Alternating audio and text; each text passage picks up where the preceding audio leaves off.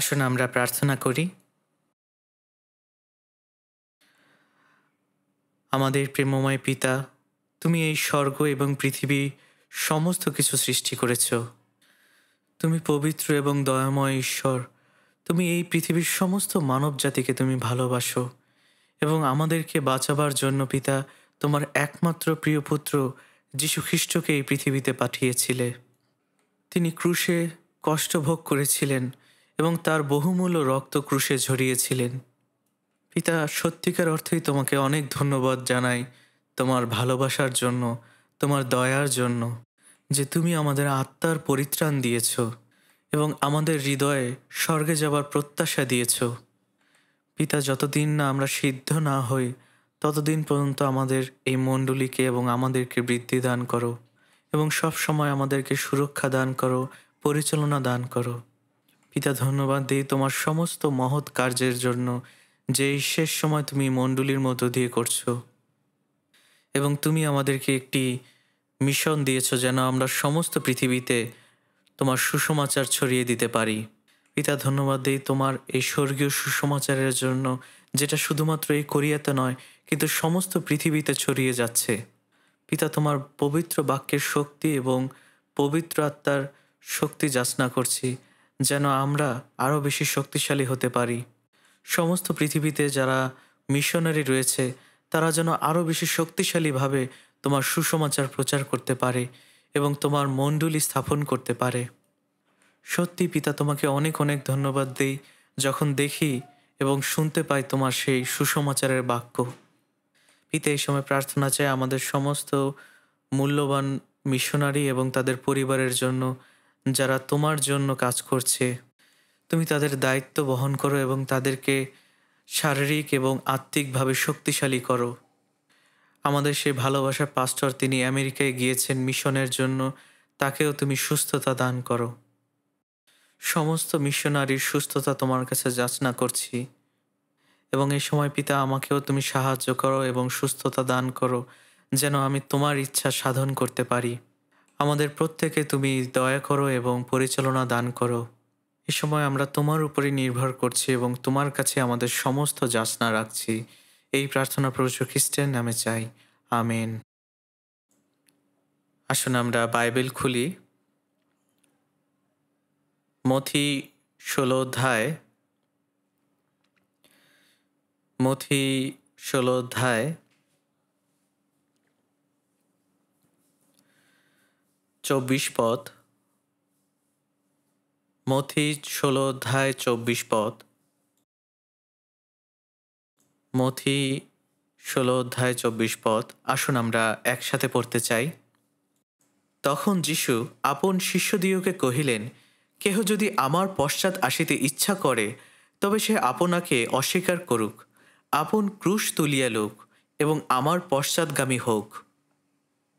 আমি 25 পদ পড়ছি। কেননা যে কেহ আপন প্রাণ রক্ষা করিতে ইচ্ছা করে সে তাহা হারাইবে, আর যে কেহ আমার নিমিত্তে আপন প্রাণ হারায় সে তাহা পাইবে। এখানে আমরা দেখতে পাই যে যীশুখ্রিস্টের শিষ্য হবার বিষয়ে যীশুখ্রিস্ট এখানে এই বিষয়গুলো বলেছিলেন এবং প্রথম যে বিষয়টি তিনি বলেছিলেন তা হলো একে অপরকে ভালোবাসা। আমরা এই বিষয়টি নিয়ে একটু চিন্তা করতে চাই। একে অপরের প্রতি ভালোবাসা। যোহন 13 অধ্যায় 34 পদে লেখা আছে, এক নতুন আজ্ঞা আমি তোমাদিগকে দিতেছি, তোমরা পরস্পর প্রেম করো। আমি যেমন তোমাদিগকে প্রেম করিয়াছি তোমরাও তেমনি পরস্পর প্রেম করো। তোমরা যদি আপনাদের মধ্যে পরস্পর প্রেম রাখো তবে তাহাতেই সকলে জানিবে যে তোমরা আমার শিষ্য। গত বছর আমি যখন এই বাক্যগুলো নিয়ে স্টাডি করছিলাম তখন এই বাক্যের উপরেই আমি প্রচার করেছিলাম এবং আজকে দ্বিতীয়বারের জন্য এই বাক্যের বিষয়ে আমি প্রচার করতে চাই। আমরা যিশুর এই বাক্যটি নিয়ে স্টাডি করতে চাই, তা হলো আপন ক্রুশ তুলে নেওয়া এবং যীশুখ্রিস্টের অনুসারী হওয়া। আমরা যখন বলছি যে আমরা পরিত্রাণ পেয়েছি তার অর্থ হলো এটাই যে যীশুখ্রিস্টের ভালোবাসা, ঈশ্বরের ভালোবাসা আমরা পেয়েছি। তার মানে আপনি যখন ঈশ্বরের ভালোবাসাটি বুঝতে পেরেছেন, আপনি যদি ঈশ্বরের ভালোবাসা না পান তাহলে আপনি কখনোই তার ভালোবাসাটি বুঝতে পারবেন না। এটি এমন নয় যে তিনি আপনাকে বলছেন যে তুমি ভালোবাসো। তিনি তার সমস্ত ভালোবাসা আমাদের হৃদয়ের মধ্যে ঢেলে দিয়েছেন। তার এই ভালোবাসা হলো নিঃস্বার্থ ভালোবাসা। তার এই ভালোবাসা অনন্তকালের জন্য ভালোবাসা। আর এই কারণে তার সেই সমস্ত ভালোবাসা তিনি আমাদের জন্য দেখিয়েছেন এবং তিনি চান যেন আমরাও একে অপরকে ঠিক সেই রকমভাবে ভালোবাসতে পারি। যীশুখ্রিস্টের এই শিক্ষা অনুসরণ করার মধ্য দিয়ে আমরা জানতে পারি যে কিভাবে আমরা যীশুখ্রিস্টের শিষ্য হতে পারি। আর সেটা হলো নিঃস্বার্থভাবে ভালোবাসা। আর এই কারণে আমাদেরকে অবশ্যই মরতে হবে। প্রথম যোহন 3:16 লেখা আছে, তিনি আমাদের নিমিত্ত আপন প্রাণ দিলেন, ইহাতে আমরা প্রেম জ্ঞাত হইয়াছি এবং আমরাও ভ্রাতাদের নিমিত্ত আপন আপন প্রাণ দিতে বাধ্য। তাই যেহেতু আমরা তার ভালোবাসার নিশ্চয়তা পেয়েছি এবং আমরা জানতে পেরেছি তার প্রকৃত ভালোবাসা, তাই অবশ্যই আমাদের ভাইদের জন্য আমরা যেন আমাদের জীবন দেই। এখানে বলা হয়েছে আমরা যেন জীবন দেই। তাহলে লোকেরা জানতে পারবে যে আমরা সত্যিকার অর্থে যীশুখ্রিস্টের শিষ্য। যদি আমরা খ্রিস্টান হিসাবে পাপ করি এবং সেই পাপের ক্ষমা যদি আমরা না পাই, তাহলে আমাদের হৃদয়ের মধ্যে সবসময় একটি অশান্তি থাকবে এবং আপনি তখন অনেক বেশি যন্ত্রণা এবং কষ্টের সময়ের মধ্য দিয়ে যাবেন। ঈশ্বর আপনাকে তখন বারবার আহ্বান করবে যেন আমরা ফিরে আসি। ঈশ্বর তিনি তার বাক্যের মধ্য দিয়ে তিনি বারবার আমাদেরকে অনুতপ্ত হওয়ার কথা বলবেন। তিনি আমাদের প্রত্যেকেই বলছেন যে আমরা যেন তার সাথে পিতা পুত্রের সম্পর্ক কখনো যেন নষ্ট না করি। আর এই কারণে যীশুখ্রিস্ট যখন তিনি প্রথমে মারা গেলেন এবং 3 দিন পরে পুনরুত্থিত হলেন, তিনি প্রথম যে কথাটি বলেছিলেন তা হলো তোমার উপর শান্তি বর্ষিত হোক। হয়তোবা আপনার হৃদয়ের মধ্যে অনেক চিন্তা রয়েছে, অনেক অশান্তি রয়েছে। আপনি হয়তোবা কোনো বিষয় নিয়ে অনেক বেশি দুশ্চিন্তাগ্রস্ত। হয়তোবা আপনার মধ্যে কোনো কিছু নিয়ে অনেক বড় বোঝা রয়েছে। কিন্তু ঈশ্বর সেই সমস্ত কিছু আপনার মধ্য থেকে দূর করে দিতে পারেন এবং সেই শান্তি আপনার মধ্যে নিয়ে আসতে পারেন। যদি আমরা একটা দিনও বেঁচে থাকি, আমাদের মধ্যে যেন ঈশ্বর এবং প্রভু যীশু খ্রিস্টের শান্তি থাকে এবং আমরা যেন সেই শান্তি নিয়েই জীবনযাপন করতে পারি। এবং তিনি আমাদেরকে বলেছেন যেন আমরা তার এই ভালোবাসাকে অন্যের মধ্যে ছড়িয়ে দিতে পারি এবং এই ভালোবাসা পাপের ক্ষমার সাথে সম্পৃক্ত হয়ে আছে এবং এই ক্ষমা আসে সম্পূর্ণভাবে হৃদয় থেকে। এবং যীশুখ্রিস্ট তিনি আমাদেরকে বলেছেন যেন আমরা একে অন্যের সেবা করি এবং এই সেবা করার অর্থ হলো আমাদের হাত এবং পা ব্যবহার করা। যীশুখ্রিস্ট এই কথা বলেছেন যখন আমরা কোনো একজনকে এক গ্লাস ঠান্ডা পানি দিই, তাহলে সেই জন্য ঈশ্বর তিনি আমাদেরকে পুরস্কার দিবেন। এবং শুধুমাত্র যে আমাদের ব্রাদার সিস্টারদের প্রতি পরিচর্যা করব তা নয়, যারা পরিত্রাণ পায়নি তাদেরকেও একইভাবে সেবা দিতে হবে। যদি আমরা এই ভালোবাসার অভ্যাসটি গড়ে তুলতে পারি, তাহলে ঈশ্বর অবশ্যই সবসময় তিনি আমাদেরকে ব্যবহার করবেন এবং আমরা যেন কখনো আমাদের নিজেদের নিয়ে চিন্তা না করি, কারণ আমরা বেঁচে আছি ঈশ্বরের সেই অনন্তকালীন প্রতাপ পাওয়ার জন্য। হয়তোবা আপনার জীবনটি একটি উদ্দেশ্যহীন এবং অনিশ্চিত জীবন। আপনাকে সেই জীবন থেকে বেরিয়ে আসতে হবে। আমি সত্যিকারের একজন যীশুখ্রিস্টের শিষ্য হতে পারবো তখনই যখন ঈশ্বরের আজ্ঞা পালনের মধ্য দিয়ে আমি এই ভালোবাসার অভ্যাসটি গড়ে তুলতে পারবো। এবং এই জীবনটি হলো ক্ষমার জীবন এবং পরিচর্যার জীবন।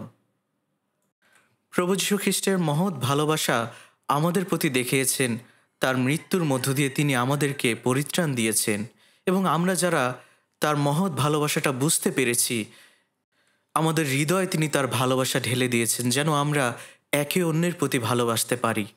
প্রথম পিতর 1:22 লেখা আছে, তোমরা সত্যের আজ্ঞাবহতায় অকল্পিত ভাতৃপ্রেমের নিমিত্ত আপন আপন প্রাণকে বিশুদ্ধ করিয়াছ বলিয়া অন্তঃকরণে পরস্পর একাগ্রভাবে প্রেম করো।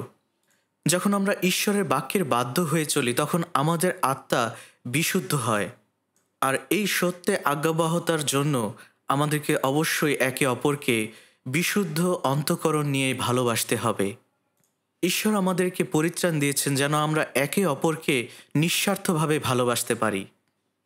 আমরা যেন কোনো শর্ত ছাড়া, কোনো স্বার্থ ছাড়া একে অপরকে ভালোবাসি। যারা আমরা এখানে রয়েছি আমরা যেন একে অপরকে আমাদের সমস্ত অন্তঃকরণ দিয়ে ভালোবাসি। দয়া করে আমরা এটা চেষ্টা করতে চাই। তখন আপনি এটা বুঝতে পারবেন যে সত্যিকারের জীবন কী এবং প্রকৃত সুখ কী। এই ভালোবাসার মধ্য দিয়ে ঈশ্বরের মানবজাতি সৃষ্টির উদ্দেশ্য সম্পন্ন হয়েছে। আমরা অতীতে প্রভু যীশু খ্রিস্টের শিষ্যদের জীবনগুলো দেখেছিলাম। আমরা প্রথম পর্বে এই বিষয়গুলো নিয়েই আলোচনা করেছিলাম এবং আজকে আমরা দ্বিতীয় পর্বে যেতে চাই।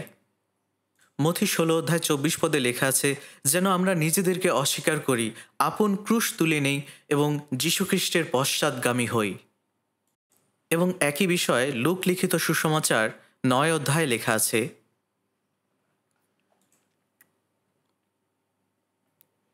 লূক লিখিত সুসমাচার 9:23। আসুন আমরা আবার একসাথে পড়তে চাই। আর তিনি সকলকে বলিলেন, কেহ যদি আমার পশ্চাৎ আসিতে ইচ্ছা করে তবে সে আপনাকে অস্বীকার করুক, প্রতিদিন আপন ক্রুশ তুলিয়া লুক এবং আমার পশ্চাৎগামী হোক। যীশুখ্রিস্ট এই কথাগুলো বলেছিলেন যেখানে অনেক মানুষ এবং তার শিষ্যরা ছিল। যীশুখ্রিস্ট এই কথাগুলো সমস্ত লোকদেরকে বলেছিলেন এবং সেখানে তার শিষ্যরাও ছিল। তিনি বলেছিলেন যে যদি কেউ আমার অনুসারী হতে চায় তাহলে অবশ্যই তাকে নিজেকে অস্বীকার করতে হবে।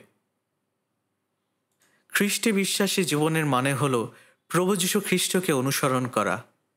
অর্থাৎ এই বিষয়টি আসলে সকলের জন্য, সবার জন্য। তিনি এখানে বলেছেন যদি কেউ আমার অনুসারী হতে চায় তাহলে অবশ্যই তাকে নিজেকে অস্বীকার করতে হবে। আসলে নিজেকে অস্বীকার করার অর্থ কী? নিজেকে অস্বীকার করার অর্থ হল নিজের সমস্ত অহংকার এবং গর্বকে সরিয়ে ফেলা এবং নিজের সমস্ত আশা, আকাঙ্ক্ষা, ইচ্ছা, ব্যক্তিগত অধিকার সমস্ত কিছুকেই সরিয়ে ফেলা এবং সম্পূর্ণভাবে ঈশ্বরের উপরে নির্ভরশীল হওয়া। নিজের সমস্ত কিছুকে বাদ দেওয়ার অর্থই হল আপনাকে অস্বীকার করা, অর্থাৎ ঈশ্বরের বাধ্যতায় এবং গভীরভাবে নম্রতায় জীবনযাপন করা এবং আমাদের আত্মকেন্দ্রিক জীবনকে সম্পূর্ণভাবে সরিয়ে ফেলা, অর্থাৎ আত্মকেন্দ্রিক পথ থেকে যীশুখ্রিস্টের পথে চলা। খ্রিস্টের বাক্যের মধ্যেই সেই নিগূঢ় তত্ত্বটি রয়েছে। তার মানে ঈশ্বরের বাক্যের বাধ্যতায় জীবনযাপন করাই হল নিজেকে সম্পূর্ণভাবে অস্বীকার করা। এবং নিজেকে সম্পূর্ণভাবে অস্বীকার করার জন্য সর্বপ্রথম আমাদের যেটা করতে হবে, আমাদের হৃদয়কে আগে পরীক্ষা করতে হবে। আমাদেরকে অবশ্যই আমাদের আত্মার সাথে খ্রিস্টের আত্মার সাথে একাত্ম হতে হবে। তাই আমি যদি চেষ্টা করি যে আমার হৃদয়কে যীশুখ্রিস্টের হৃদয়ের সাথে মিলানোর, তাহলে সেটা কখনোই কাজ করবে না। আমাকে অবশ্যই আমার হৃদয়ের সাথে যীশুখ্রিস্টের হৃদয়ের একাত্ম হতে হবে। সদাপ্রভু ঈশ্বর দাউদের সম্পর্কে এই কথা বলেছিলেন, সে আমার মনের মতো লোক, সে আমার সমস্ত ইচ্ছা পালন করবে। তিনি ঈশ্বরের দৃষ্টিতে সঠিক ছিলেন এবং একইভাবে ঈশ্বর সলোমনের বিষয়েও এই কথা বলেছিলেন। তিনি ঈশ্বরের কাছে জ্ঞান যাচনা করেছিলেন, যা ঈশ্বরের দৃষ্টিতে সন্তুষ্টিজনক হয়েছিল। ঈশ্বরের এই হৃদয়টি হল যীশুখ্রিস্টের হৃদয়, যে হৃদয় নিয়ে যীশুখ্রিস্ট এই পৃথিবীতে এসেছিলেন সমস্ত মানব জাতির পরিত্রাণের জন্য। তিনি নিজের ইচ্ছা আকাঙ্ক্ষা পালন না করে ঈশ্বরের ইচ্ছা অনুযায়ী চলেছিলেন। তিনি এটাই বলেছিলেন যে আমার ইচ্ছা নয় কিন্তু তোমার ইচ্ছাই সিদ্ধ হোক। পিতা, তোমার ইচ্ছাই আমার ইচ্ছা। তিনি ঈশ্বরের ইচ্ছার সাথে তার হৃদয়কে একাত্ম করেছিলেন। এটাই হলো নিজেকে অস্বীকার করা। ফিলিপিও 2:5 লেখা আছে, খ্রিস্ট যিশুতে যে ভাব ছিল তাহা তোমাদের মধ্যেও হোক। এটাই হলো যীশুখ্রিস্টের হৃদয়, তিনি সমস্ত কিছুর উৎস। 6 লেখা আছে, ঈশ্বরের স্বরূপ বিশিষ্ট থাকিতে তিনি ঈশ্বরের সহিত সমান থাকা ধরিয়া লইবার বিষয়ে জ্ঞান করিলেন না। তিনি আপনাকে শূন্য করিলেন, দাসের রূপ ধারণ করিলেন, মানুষের সাদৃশ্য জন্ম নিলেন। তিনি আমাদের মতো মানুষ হয়েছিলেন এবং এভাবেই তিনি নিজেকে অস্বীকার করেছিলেন। এবং আমরা জানি যে সেই গেতসেমানি বাগানে যীশুখ্রিস্টের কী অবস্থা হয়েছিল। মথি 26 অধ্যায় 39 পদে লেখা আছে, পরে তিনি কিঞ্চিত অগ্রে গিয়া উপুর হইয়া পড়িয়া প্রার্থনা করিয়া কহিলেন, হে আমার পিত, যদি হইতে পারে তবে এই পানপাত্র আমার নিকট হইতে দূরে যাওক, তথাপি আমার ইচ্ছা মতো না হোক, তোমার ইচ্ছা মতো হোক। প্রভু যীশু খ্রিস্ট, যিনি সেই ক্রুশে যন্ত্রণা ভোগ করেছিলেন, তিনি আসলে সমস্ত কিছুই জানতেন যে তার সাথে কি কি ঘটবে। এটি একেবারেই সহজ বিষয় ছিল না। তারপরও যীশুখ্রিস্ট এটাই বলেছিলেন যে আমার ইচ্ছা নয়, কিন্তু তোমার ইচ্ছাই সিদ্ধ হোক। এর অর্থ হলো আমার সমস্ত হৃদয়কে ঈশ্বরের ইচ্ছার সাথে একাত্ম করা, যেটাই আসলে নিজেকে অস্বীকার করা। এবং প্রেরিত পৌলের কথা যদি আমরা চিন্তা করি, প্রেরিত পৌলেরও অনেক কারণ ছিল তার নিজেকে নিয়ে অহংকার করার। কারণ তার শিক্ষাগত যোগ্যতা, তার সমস্ত অর্জন এবং ধর্মীয় তার যে কার্যকলাপ, সমস্ত কিছু দিক দিয়ে তিনি অনেক বেশি উচ্চ পদমর্যাদার ব্যক্তি ছিলেন। তিনি এই কথা বলেছিলেন যে আমার সমস্ত লাভজনক বিষয়কে আমি খ্রিস্টের জন্য মলবৎ হিসেবে গণ্য করলাম। তিনি তার সমস্ত কিছুকে পিছনে ফেলে খ্রিস্টের সাথে একাত্ম হয়েছিলেন। আসুন আমরা ফিলিপিও 3 অধ্যায় দেখতে চাই। গালাতীয়, ইফেসীয়, তারপরে ফিলিপিও। ফিলিপিও 3 অধ্যায় 4 পদ থেকে শুরু করতে চাই। তথাপি আমি মাংসেও দৃঢ় প্রত্যয়ী হইতে পারিতাম, যদি অন্য কেহ বোধ করে যে সে মাংসে প্রত্যয় করিতে পারে, আমি অধিক করিতে পারি। আমি 8ম দিনে তচ্ছেদ প্রাপ্ত ইসরায়েল জাতীয় বিন্যামিন বংশীয়, ইব্রিয় কুলজাত ইব্রিয়, ব্যবস্থার সম্বন্ধে ফরিসি, উদ্যোগ সম্বন্ধে মণ্ডলীর তাড়নাকারী, ব্যবস্থাগত ধার্মিকতা সম্বন্ধে অনিন্দনীয় গণ্য ছিলাম। প্রেরিত পৌল তিনি এখানে বলছেন যে যদি কেউ নিজেকে নিয়ে প্রত্যয় করতে পারে, আমিও নিজেকে নিয়ে প্রত্যয় করতে পারি। আমি 8ম দিনে তচ্ছেদ প্রাপ্ত হয়েছি। আমি ঈশ্বরের মনোনীত জাতি, ইসরায়েল বংশের লোক।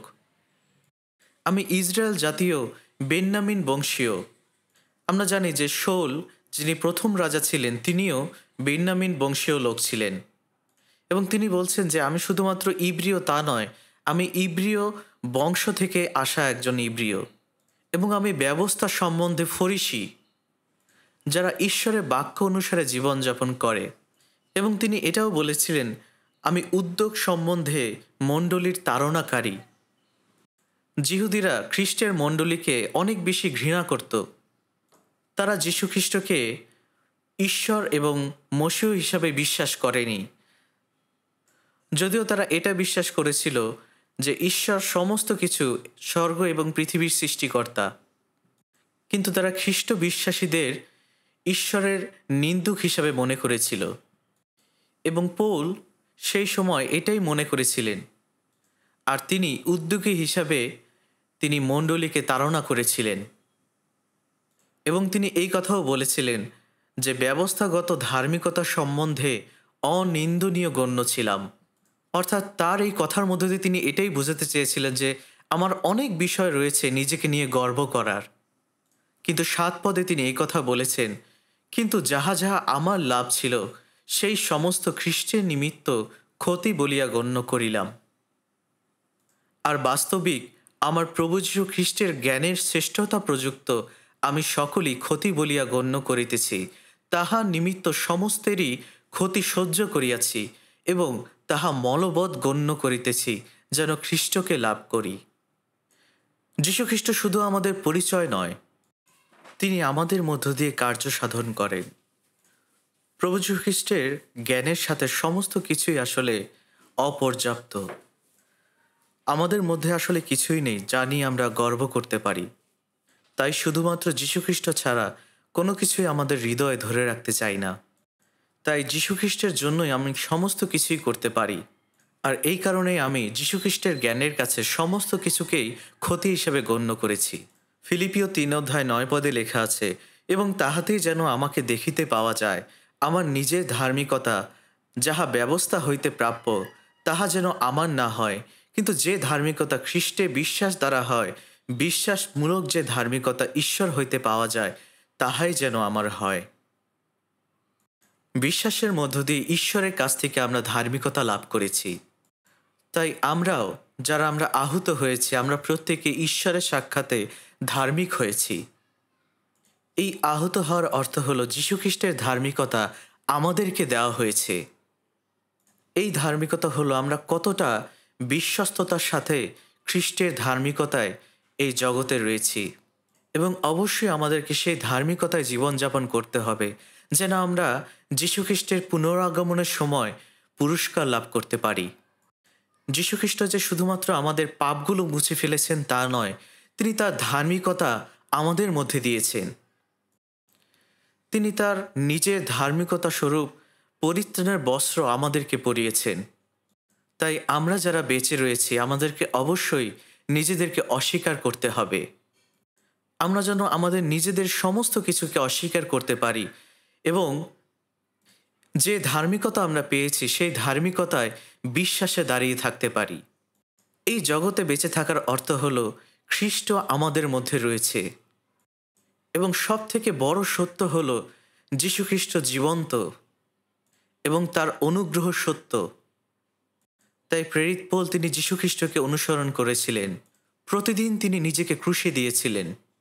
প্রথম করিন্থীয় 15:31 তিনি বলেছেন, ভাতৃগণ, আমাদের প্রভু যীশু খ্রিস্টতে তোমাদের বিষয়ে আমার যে শ্লাঘা, তাহার দোহাই দিয়া বলিতেছি, আমি প্রতিদিন মরিতেছি। তার মানে নিজেকে অস্বীকার করা এবং ঈশ্বরের জন্য বেঁচে থাকার অর্থ হল আপনার সমস্ত চিন্তা, আপনার সমস্ত অহংকার, একগুঁয়েমি এবং সমস্ত দুশ্চিন্তাকে পিছনে ফেলে খ্রিস্টের চিন্তা এবং উদ্দেশ্যকে গ্রহণ করা। ঈশ্বরের জন্য নিজের জীবনকে উৎসর্গ করার অর্থ এটা নয় যে তার পথে শুধুমাত্র চলা, কিন্তু অনেককে তার সেই পথে নিয়ে আসা। আর সেই কাজটি করার জন্য অবশ্যই আপনাকে নিজেকে অস্বীকার করতে হবে। গীতসংহিতা 37:5 লেখা আছে, তোমার গতি সদাপ্রভুতে অর্পণ করো, তাহাতে নির্ভর করো, তিনিই কার্য সাধন করিবেন। এখানে বলা হয়েছে তিনি কার্য সাধন করবেন, কিন্তু আপনাকে অবশ্যই আপনার গতিকে ঈশ্বরের কাছে সমর্পণ করতে হবে। কিন্তু আপনি হয়তো বলতে পারেন, না, আমি আমার মতন করে সমস্ত কিছু করতে চাই। যদি আপনি যেটা চিন্তা করছেন সেই অনুযায়ী যদি কাজ করেন, তাহলে আপনি নিজেকে অস্বীকার করছেন না। এখানে বলা হয়েছে তোমার গতি সদাপ্রভুতে অর্পণ করো, তাহাতে নির্ভর করো, তিনি কার্য সাধন করিবেন। তাই আমরা যদি তাই করি তাহলে অবশ্যই আমরা জীবনে সফল হতে পারবো। সেটা হোক আমাদের সামাজিক জীবন, অথবা আমাদের কর্মজীবন, অথবা ব্যবসায়িক জীবন, যেটাই হোক না কেন। রোমিও 12:19 লেখা আছে, হে প্রিয়েরা, তোমরা নিজেরা প্রতিশোধ লইও না, বরং ক্রোধের জন্য স্থান ছাড়িয়া দাও, কারণ লেখা আছে, প্রতিশোধ লওয়া আমারই কর্ম, আমি প্রতিফল দিব, ইহা প্রভু বলেন। আসলে এটাই ঈশ্বরের ইচ্ছা, তিনি এটা আমাদের কাছ থেকে চান। আর তা হলো নিজেকে অস্বীকার করা, আমার সমস্ত চিন্তাকে অস্বীকার করা, সমস্ত চিন্তাকে অস্বীকার করে প্রভু যীশু খ্রিস্টতে সমর্পিত হওয়া। এটা অবশ্যই কোনো সহজ কাজ নয়। 2 করিন্থীয় 10 আমরা যদি 2 করিন্থীয় 10 দেখি, 2 করিন্থীয় 10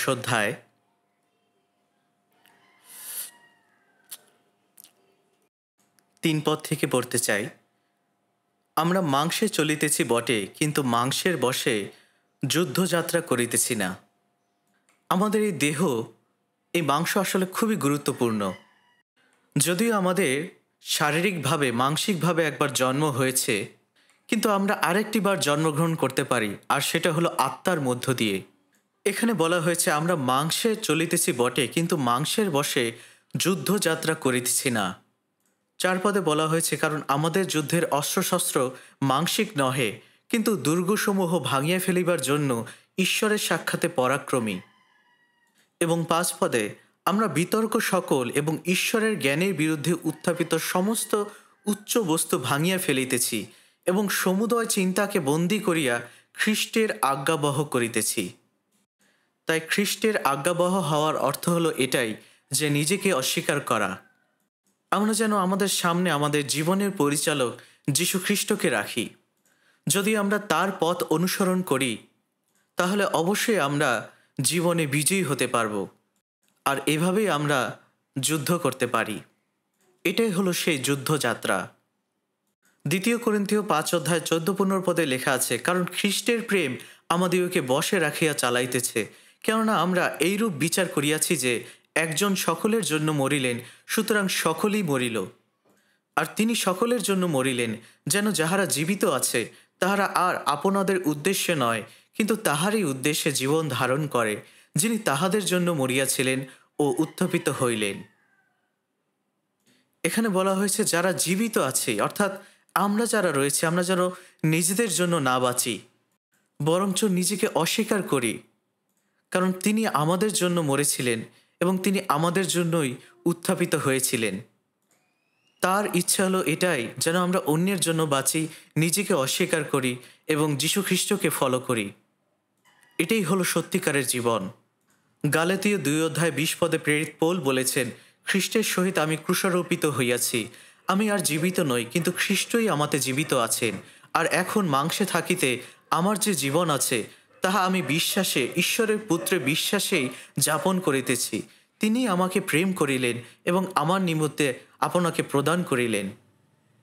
এটা এমন নয় যে আমার মধ্যে খ্রিস্টের ইচ্ছাগুলো নেই, বরঞ্চ আমার ইচ্ছার সাথে খ্রিস্টের ইচ্ছা একাত্ম হয়েছে এবং দেখা যাচ্ছে আমি যে কাজগুলো পছন্দ করছি না, সেই কাজগুলি আমাকে করতে হচ্ছে। তাই ঈশ্বরের পুত্রে বিশ্বাসের মধ্য দিয়ে আমি জীবনযাপন করছি, যিনি আমাকে ভালোবেসেছিলেন এবং আমার জন্যে প্রাণ দিয়েছিলেন।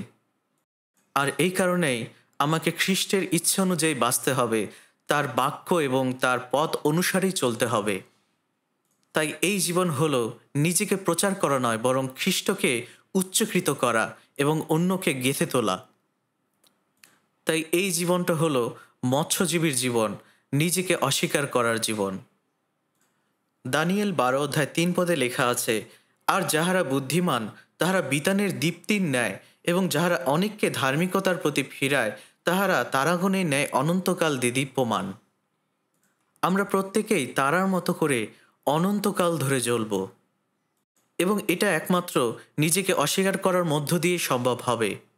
১ করিন্থীয় ৯ অধ্যায় ১৯ পদে লেখা আছে, কারণ সকলের অধীন হইলেও আমি সকলের দাসত্ব স্বীকার করিলাম, যেন অধিক লোককে লাভ করিতে পারি। যদিও আমি স্বাধীন হয়েছি, আমি পাপ থেকে মুক্ত হয়েছি এবং আমি এখন অনেক কিছুই করতে পারি, তবু আমি নিজেকে দাসের মতো করলাম, যেন আমি অনেককে জয় করতে পারি।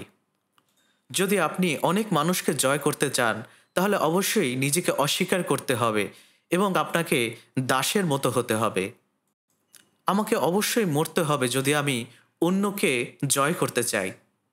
২০ পদে লেখা আছে, আমি জিহুদীদিগকে লাভ করিবার জন্য জিহুদীদের কাছে জিহুদীর ন্যায় হইলাম। আপনি ব্যবস্থার অধীন না হইলেও আমি ব্যবস্থার অধীন লোকদিগকে লাভ করিবার জন্য ব্যবস্থাধীনদের কাছে ব্যবস্থাধীনের ন্যায় হইলাম। আর এই কারণে প্রেরিত পৌল বলেছিলেন, আমি সকলের দাসত্ব স্বীকার করিলাম, যেন আমি অনেক লোককে জয় করতে পারি। পরিত্রাণের অনুসন্ধান করার অর্থই হলো নিজেকে অস্বীকার করা, আর এটাই হলো ঈশ্বরের ইচ্ছা অনুযায়ী পথ। তাই যদি আমরা সেই হারানো আত্মাগুলোকে জয় করতে চাই, তাহলে সেই মৎস্য শিকারীর মতো হতে হবে, যিনি আত্মাগুলোকে ধরেন। আর এই কারণেই খ্রিস্টের সুসমাচার প্রচার করার জন্য আমাকে সব কিছুই করতে হবে।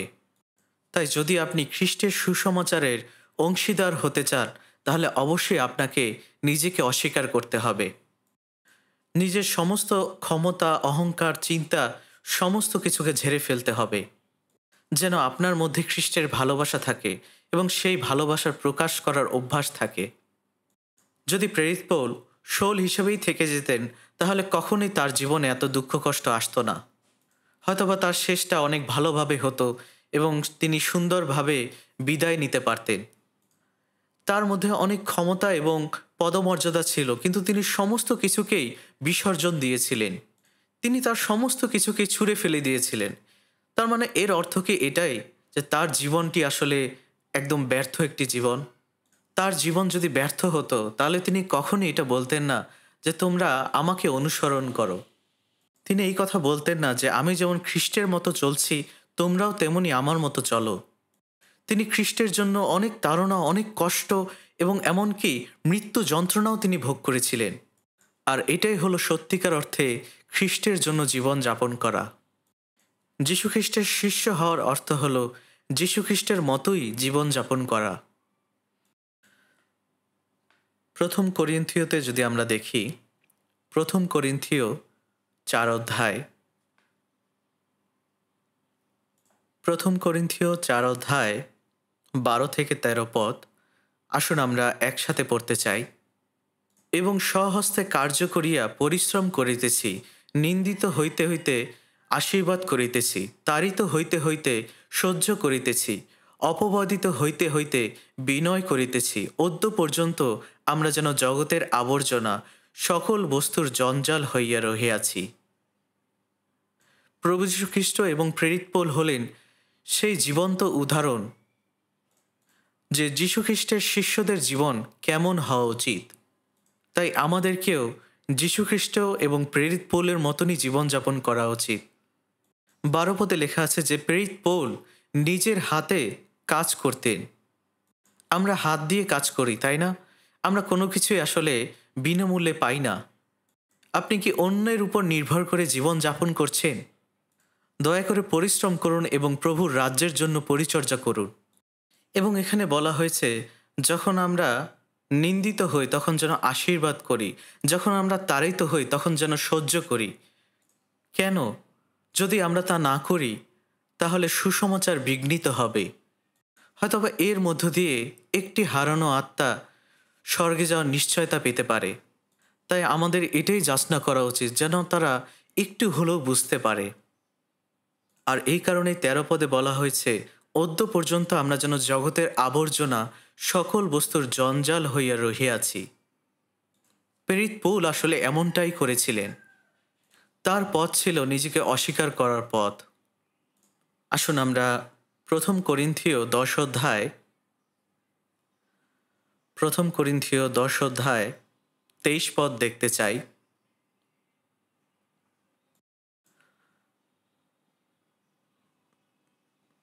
প্রথম করিন্থীয় 10 অধ্যায় 23 পদ, সকলই বিধেয় কিন্তু সকলই যে হিতজনক তাহা নয়, সকলই বিধেয় কিন্তু সকলই যে গাঁথিয়া তুলে তাহা নয়। কেহই স্বার্থ চেষ্টা না করুক, বরং প্রত্যেকজন পরের মঙ্গল চেষ্টা করুক। আসুন আমরা আরেকটি বার এই অংশটি একসাথে পড়তে চাই। সকলই বিধেয় কিন্তু সকলই যে হিতজনক তাহা নয়, সকলই বিধেয় কিন্তু সকলই যে গাঁথিয়া তুলে তাহা নয়। কেহই স্বার্থ চেষ্টা না করুক, বরং প্রত্যেকজন পরের মঙ্গল চেষ্টা করুক। এটাই হলো আসলে একমাত্র নিজেকে অস্বীকার করার পথ। যীশুখ্রিস্টকে অনুসরণ করা এবং তার শিষ্য হওয়া অবশ্যই কোনো সহজ পথ নয়, কোনো স্বাচ্ছন্দ্যের পথ নয়। যদিও আমাদের হৃদয়টা শান্তিতে পরিপূর্ণ হয়েছে এবং আমাদের মধ্যে আনন্দ উপচিয়ে পড়ছে, কিন্তু তারপরও এই মানসিক জীবনযাপন করা অনেক কঠিন, সত্যিই অনেক কঠিন। একজন গায়ক যিনি আফ্রিকাতে পরিত্রাণ পেয়েছিলেন, তিনি একটি গান লিখেছিলেন, তা হলো আমি কাঁদছি কাঁদছি কাঁদছি, আমি কান্না করছি যদিও আমার হৃদয়টি আনন্দে পরিপূর্ণ। তারপর অনেকে এখনও আসলে পরিত্রাণ পায়নি। যখন আমি আমার বাবা মাকে দেখি এবং তাদের কাছে যাই তখন আমি কাঁদি। যদিও আমার মধ্যে অনেক আনন্দ রয়েছে এবং আমার মধ্যে আনন্দ উপচিয়ে পড়ছে, কিন্তু তারপরও তারা নরকের দিকেই যাচ্ছে। আমি যখন আমার বন্ধুদের দেখি এবং তাদের কাছে যাই, তাদের দেখেও আমি কাঁদছি। এটাই হলো তার সেই গান। এই গানের মধ্য দিয়ে তিনি সমস্ত পৃথিবীর মানুষকে একত্রিত করেছিলেন এবং অনেকেই তার এই গানে উজ্জীবিত হয়েছিলেন। এটাই হলো আসলে আহ্বান। 23 পদে বলা হয়েছে সকলই বিধেয় কিন্তু সকলই যে হিতজনক তাহা নয়। কেহই স্বার্থ চেষ্টা না করুক, বরং প্রত্যেকজন পরের মঙ্গল চেষ্টা করুক। যিনি আসলে এই কাজগুলো করছেন তিনি আসলে ঈশ্বরের ভালোবাসাটাকে নিজের মধ্যে ধরে রেখেছেন। ঈশ্বরের ভালোবাসাকে ধরে রাখার অর্থ হলো তার সত্যকে অনুধাবন করা, পরিত্রাণ গ্রহণ করা এবং আমাদের জন্য প্রত্যেকেরই অনন্তকালের জন্য স্বর্গে স্থান রয়েছে। আর এই অর্জনের পথটি হল নিজেকে অস্বীকার করার পথ। নিজেকে অস্বীকার করার অর্থ হল নিজের জন্যে সমস্ত কিছুকে অস্বীকার করা, নিজের সমস্ত ইচ্ছা, সমস্ত স্বার্থ, সমস্ত পরিকল্পনাকে মেরে ফেলা এবং ঈশ্বরের বাক্যে অনুধাবন করা। ঈশ্বরের সমর্পিত জীবনযাপন করা এটা নয় যে এই জগতের মধ্যে আর না থাকা। অবশ্যই আমরা একই জগতেই থাকব, কিন্তু ভিন্নভাবে জীবনযাপন করব।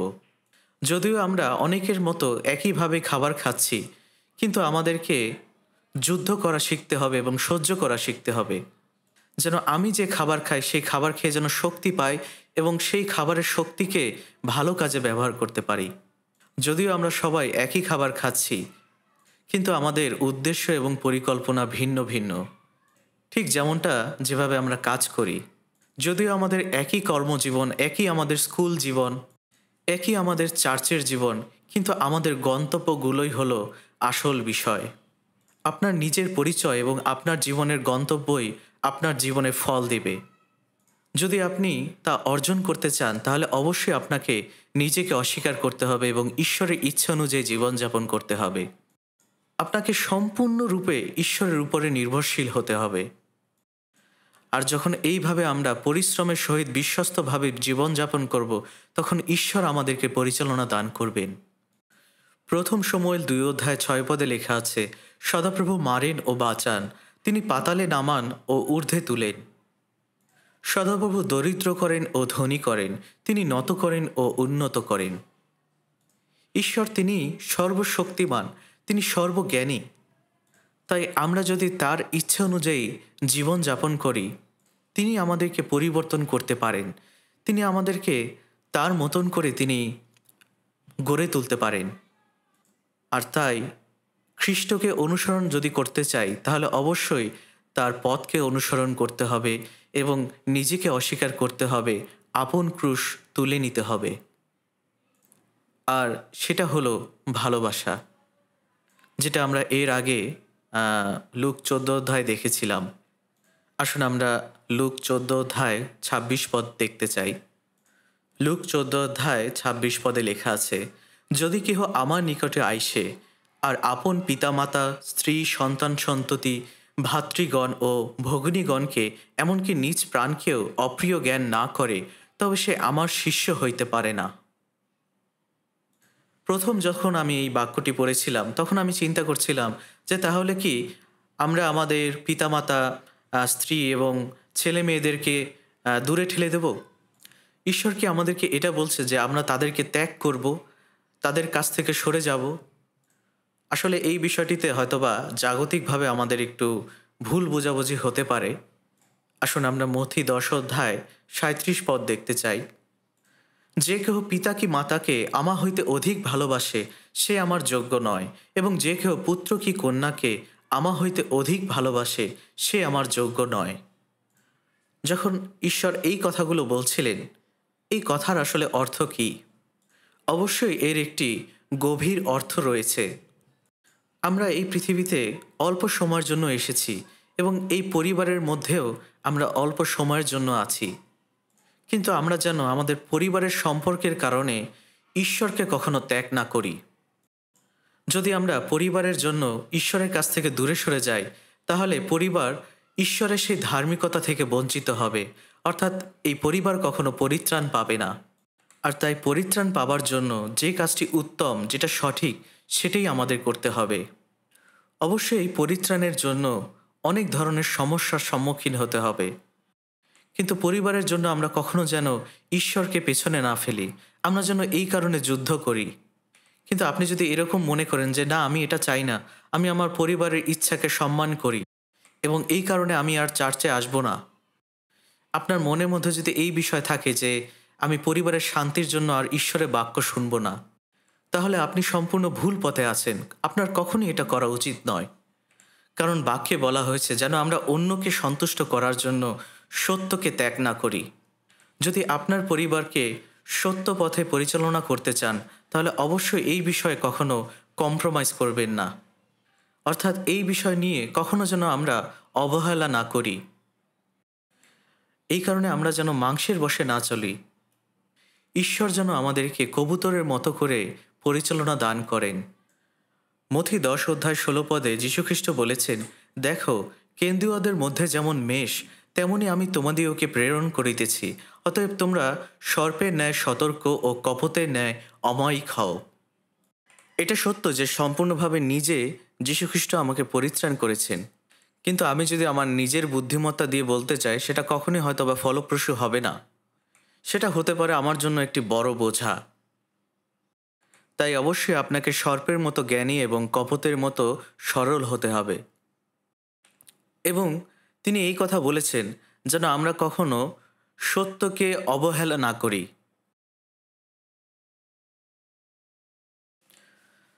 আজ থেকে 20 বছর আগে একটি ঘটনা ঘটেছিল। আমাদের চিলড্রেন চার্চ স্কুলে একটি মেয়ে ছিল এবং সে খুবই নম্র ছিল। কিন্তু সমস্যা হলো, তার বাবা সবসময় তাকে চার্চ স্কুলে আসতে বাধা দিত। প্রত্যেক রবিবারে সে যখন চার্চে আসার চেষ্টা করত, তখনই তাকে তার বাবা বাধা দিত এবং এই বিষয়ে সে সাক্ষ্য দিত। সে মেয়েটি তার বাবাকে বলতো, যদি তুমি আমাকে বাধা দাও, আমি যে কোনোভাবেই হোক আমি আমার চার্চে যাওয়ার পথ বের করব। কখনো সেই মেয়েটি হোমওয়ার্ক করতে যাওয়ার কথা বলে বের হতো, অথবা বন্ধুদের সাথে কোনো কাজ আছে এই কথা বলে বের হতো।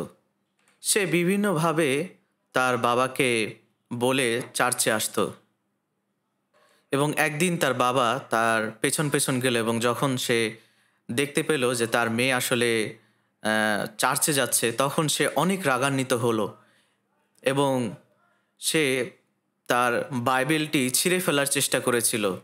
এমনকি সেই বাইবেলে পানি ঢেলেছিল এবং তার বাইবেলটি পুড়িয়েও দিয়েছিল। যদিও তখনকার বাইবেলগুলো অনেক শক্ত ছিল, কিন্তু সেই মেয়েটি তারপরও চার্চ স্কুলে আসতো এবং সেই চার্চ থেকে সে আরও কয়েকটি বাইবেল সে নিয়ে আসতো। সেই বাইবেলগুলো আরও দেখতে সুন্দর ছিল। সেই মেয়েটি তার বাবাকে সবসময় ভালোবাসতো এবং প্রশংসা করত।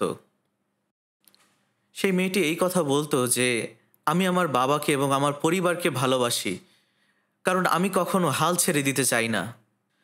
তার বাবা তখন অনেক অবাক হলেন এবং তখন তিনি বললেন, কেন তুমি এগুলো করছো? তুমি কেন এই চার্চে যাচ্ছ? তখন সেই মেয়েটি বলল, বাবা, একবারের জন্য হলো তুমি চার্চে আসো। যদি তুমি একবার বুঝতে পারো, তাহলে তুমি বুঝবে যে আমি আসলেই ভুল ছিলাম না, কারণ বাবা, এটা ঈশ্বরের বাক্য। আর তখন তার বাবা প্রথমবারের জন্য চার্চে গেলেন এবং তার বাবা এই কথা বলছিলেন যে, আমি দেখছিলাম যে জীবনের কথা, সত্যিকারের বিষয়গুলোই আমি দেখতে পাচ্ছিলাম। তার বাবা বলছিলেন যে আমার জীবনে যে কষ্টগুলো আমি দেখেছি, সেই বিষয় নিয়েই তারা কথা বলছে এবং সৃষ্টির শুরু থেকে শেষ পর্যন্ত সমস্ত কিছু আমি জানতে পেরেছি। আমি শুনেছি এবং বিশ্বাস করেছি এবং এভাবেই আমার পরিত্রাণ হয়েছে। সেই মেয়েটির মধ্য দিয়ে তার বাবা পরিত্রাণ পেলেন। আসুন আমরা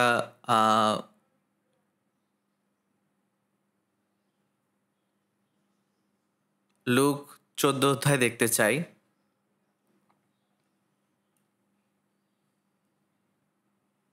লুক 14 অধ্যায় 26 এবং 27 পদ।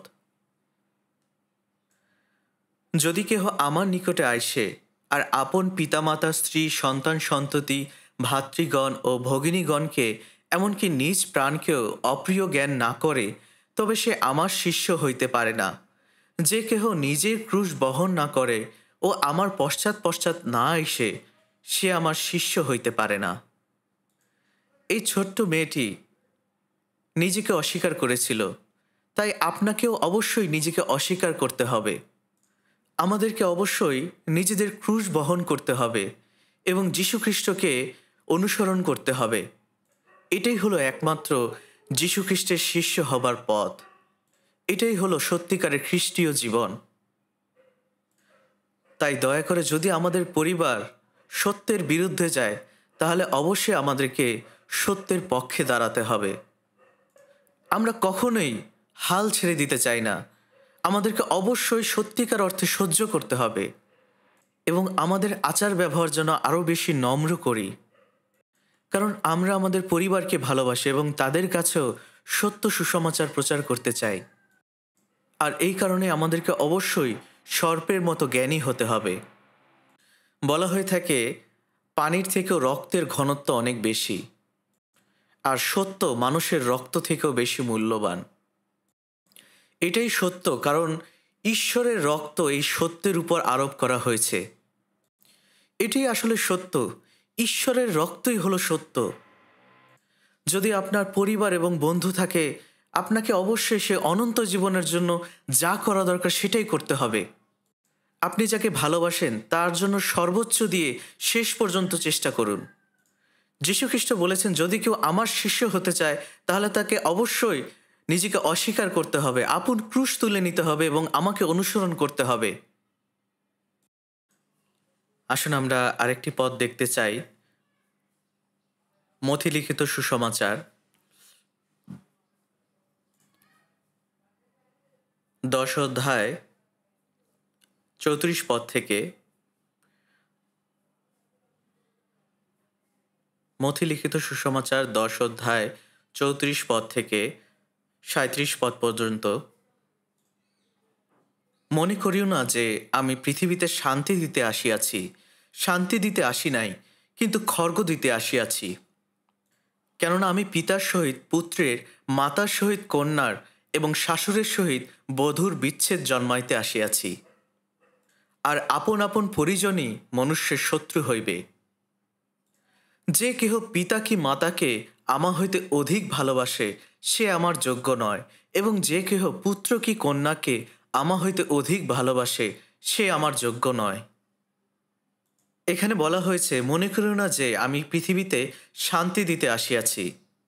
অবশ্যই তিনি এই পৃথিবীতে শান্তি এনেছিলেন, কিন্তু সেই শান্তি একটি সময়ের জন্য। আর এই খড়গ আসলে ঈশ্বরের খড়গ, আর তা হলো ঈশ্বরের বাক্য। অর্থাৎ এই খড়গ হলো ঈশ্বরের বাক্য। তিনি বলেছেন, কেননা আমি পিতার সহিত পুত্রের, মাতার সহিত কন্যার এবং শাশুড়ের সহিত বধূর বিচ্ছেদ জন্মাইতে আসিয়াছি। এটা আসলে অবশ্যই বিশ্বাসের কথা বলা হয়েছে। তাই আমাদের জীবনে যখন এই ধরনের ঘটনা ঘটবে, আমাদেরকে অবশ্যই সর্পের ন্যায় সতর্কভাবে চলতে হবে। আমাদেরকে কখনোই এই জীবনের উপরে মনোযোগ দেওয়া ঠিক না, যেটা কয়েক বছর থাকবে। আমাদের সবসময় মনোযোগ থাকবে অনন্ত জীবনের প্রতি। আর এই কারণেই প্রেরিত পৌল গালাতীয় মণ্ডলীর উদ্দেশ্যে বলেছিলেন যে যারা খ্রিস্টে আছে তাদের মাংস খ্রিস্টের সাথে ক্রুশারোপিত হয়েছে। তিনি বলেছেন, আমার সমস্ত মাংসিক ইচ্ছা আমি ক্রুশে দিয়েছি, কারণ আমাদের এখন একটাই গন্তব্য, তা হলো স্বর্গ। আর এটাই হলো সবথেকে গুরুত্বপূর্ণ বিষয়। গীতসংহিতা 73 অধ্যায় 25 পদে লেখা আছে, স্বর্গে আমার কে আছে? পৃথিবীতে তোমা ভিন্ন আর কিছুতে আমার প্রীতি নাই। আর এই কারণে প্রেরিত পৌল বলেছিলেন, যদি বাঁচি তাহলে ঈশ্বরের জন্যই বাঁচি, প্রভুর উদ্দেশ্যেই বাঁচি। অতএব আমরা জীবিত থাকি বা মরি, আমরা প্রভুরই। আমরা জীবিত থাকি বা মরে যাই, আমরা জীবিত থাকি বা মরে যাই, আমরা প্রভুরই। আমরা এখন সম্পূর্ণভাবে প্রভুরই। তাই প্রভুর জন্যই আমরা বাঁচতে চাই। আর অন্যের জন্য বাঁচার অর্থই হলো প্রভুর জন্যই বাঁচা। আর এটাই হলো সত্যিকার অর্থে আমাদের জন্য বাঁচা। আর এটাই হলো একমাত্র সঠিক পথ। আমরা আমাদের জীবন বিভিন্ন অভিজ্ঞতার মধ্য দিয়ে আমরা যাপন করব, এবং একজন খ্রিস্টান হিসাবে আমাদেরকে আরও দূরের বিষয়গুলো নিয়েও চিন্তা করা উচিত। আমরা কখনোই যেন এই বর্তমান জগৎ এবং বর্তমান জীবন নিয়ে চিন্তা না করি। আমাদের চিন্তা যেন সবসময় স্বর্গের দিকে থাকে। এটাই হলো আসলে সঠিক পথ। পরিত্রাণ পাওয়ার পরে যেন আমরা কখনো আমাদের জীবনের জন্য যাপন না করি। আপনারা কি বিশ্বাসের সপ্তম তলা সম্পর্কে জানেন? আমাদের বিশ্বাস আসলে যত বৃদ্ধি পাবে, আমাদের দৃষ্টি যেন সবসময় উপরের দিকেই থাকে। আসুন আমরা দ্বিতীয় পিতর 1 অধ্যায় দেখতে চাই। আহ, জাকবের পরেই প্রথম পিতর, তারপরেই দ্বিতীয় পিতর। দ্বিতীয় পিতর 1 অধ্যায় 5 পদ থেকে, আর ইহারই জন্য তোমরা সম্পূর্ণ যত্ন প্রয়োগ করিয়া আপনাদের বিশ্বাসে সদ্গুণ ও সদ্গুণে জ্ঞান ও জ্ঞানে জিতেন্দ্রিয়তা ও জিতেন্দ্রিয়তায় ধৈর্য ও ধৈর্যে ভক্তি ও ভক্তিতে ভ্রাতৃস্নেহ ও ভ্রাতৃস্নেহে প্রেম যোগাও। আসুন আমরা 8 পদ এবং 9 পদ একসাথে পড়তে চাই। কেননা এই সমস্ত যদি তোমাদের মধ্যে থাকে ও উপচিয়া পড়ে, তবে আমাদের প্রভু যীশু খ্রিস্টের তত্ত্বজ্ঞান সম্বন্ধে তোমাদিওকে অলস কি ফলহীন থাকিতে দিবে না। কারণ এই সমস্ত যাহার নাই, সে অন্ধ ও অদূরদর্শী, আপন পূর্ব পাপসমূহের মার্জনা ভুলিয়া গিয়াছে। আমরা এখানে যে বাক্যগুলো পড়লাম, এটা হলো বিশ্বাসের 7টি কাজ। আর এই বিষয়টি আসলে খুবই গুরুত্বপূর্ণ। একজন উত্তম বিশ্বাসী হওয়ার জন্য আমি এই বাক্যটি মুখস্থ করেছিলাম। এখানে প্রথমে বলা হয়েছে বিশ্বাসের সদ্গুণ, এবং সদ্গুণে জ্ঞান, জ্ঞানে জিতেন্দ্রিয়তা ও জিতেন্দ্রিয়তায় ধৈর্য ও ধৈর্যে ভক্তি ও ভক্তিতে ভ্রাতৃস্নেহ ও ভ্রাতৃস্নেহে প্রেম। এটাই হলো বিশ্বাসের 7টি স্তম্ভ। আর এই চরিত্রগুলোই একজন বিশ্বাসী হিসেবে আপনার মধ্যে থাকা উচিত। 9 পদে বলা হয়েছে, কারণ এই সমস্ত যাহার নাই, সে অন্ধ ও অদূরদর্শী, আপন পূর্ব পাপসমূহের মার্জনা ভুলিয়া গিয়াছে।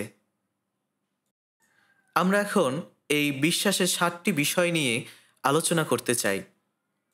এই বিশ্বাসের 7টি স্তম্ভের মধ্যে কি রয়েছে? হ্যাঁ, অবশ্যই পবিত্র আত্মার ফল আমাদের মধ্যে রয়েছে।